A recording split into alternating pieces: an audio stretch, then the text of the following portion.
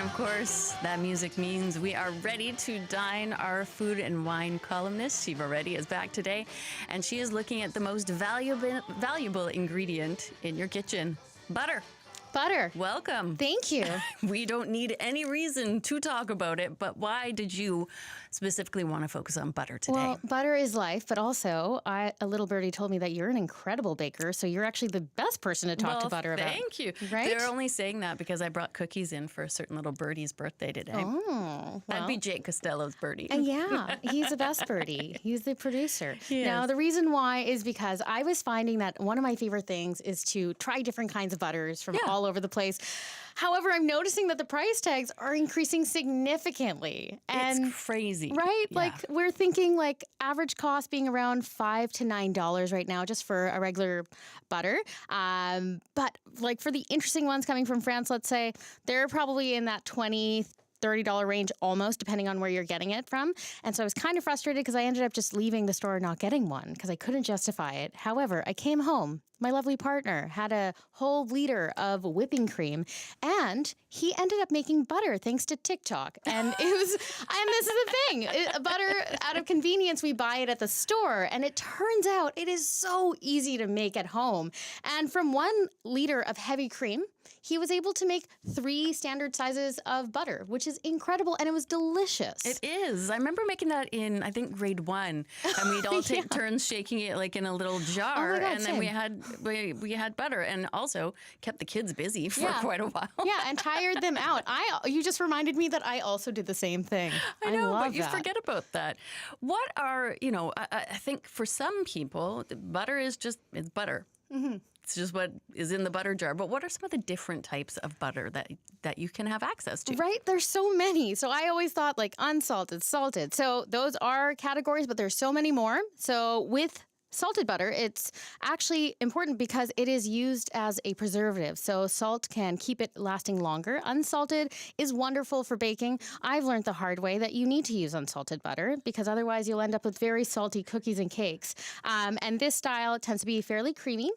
It won't last as long because it doesn't have that preservative. Right. Cultured butter, you essentially have a very healthy bacteria similar to that of yogurt added in before the actual churning process to the cream, and it gives you something creamier and tangy. And then there's whipped butter, which oftentimes you might find in restaurants.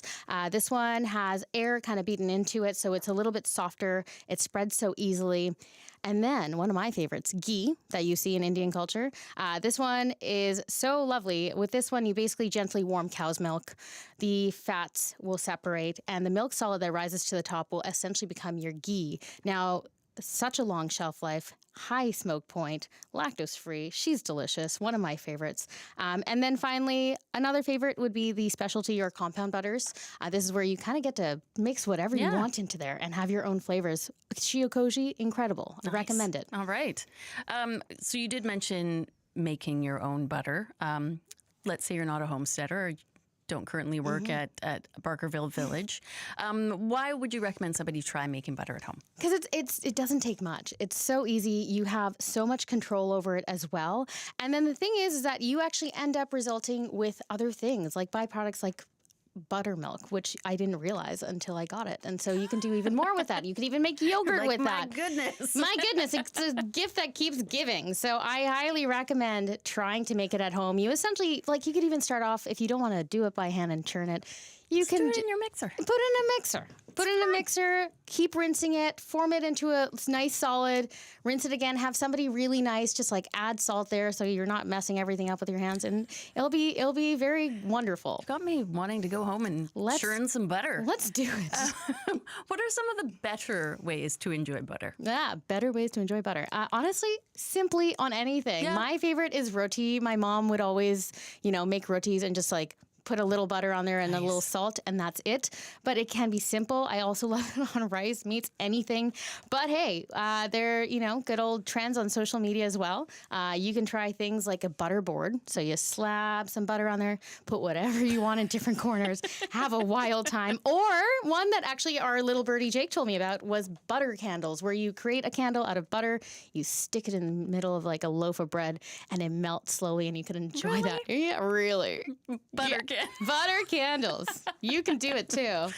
I might have to do that now. Tonight. I actually, last week, we very rarely have fresh white bread in our home. And we had some, and I came home and I just warmed it up and had it with some butter. And I was like, this is the best thing I'm going to Honestly. taste today. And it's just the simplest thing. But good bread, good butter, you can't go wrong. I have the same. I used to work at a culinary school. This pastry chef from the Alsace made brioche, cracked it out of the oven, opened it up, put high quality butter in there, salt Heaven. and chocolate, and that's all you need. It was so Heaven. good. I know. Shiva Reddy is our guide in the world of food and wine. She joins us every Monday at this time. She's a sommelier at the Michelin-starred team at Burdock & Co. And you can follow her adventures on Instagram at It's Ready 91.